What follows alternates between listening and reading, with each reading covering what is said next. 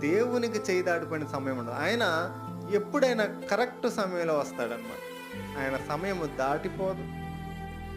కాబట్టి మన జీవితంలో మనం ఎప్పుడు కూడా ఆయనపై ఆధారపడి మన జీవితాన్ని, మన హృదయాన్ని, మన అంతరంగాన్ని ఆయనతో సరి చేసుకుంటూ ఆయన దగ్గరగా నివసించుతూ ఉన్నట్లయితే ఆయన ఏం చేస్తాడంటే మన జీవితంలో అద్భుత కార్యాలు చేస్తాడు. ఆయన ఎలాంటి వాడంటే ఆయన విడిపించే దేవుడు. చెప్పండి, ఎలాంటి వాడు ఆయన?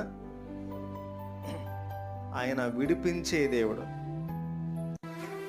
రెండోది, ఆయన మన నోటి నిండా నవ్వు కలుగజేసే దేవుడు, మన నాలుక ఆనందగానంతో నింపే దేవుడు. అంటే దాని అర్థం ఆయన మన జీవితాల్లో మన హృదయాన్ని సంతోషంతో నింపే దేవుడై ఉన్నాడు.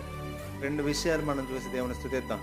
ఆయన విడిపించే దేవుడు మొట్టమొదటిది, ఆయన మనకి సంతోషాన్ని కలగజేసే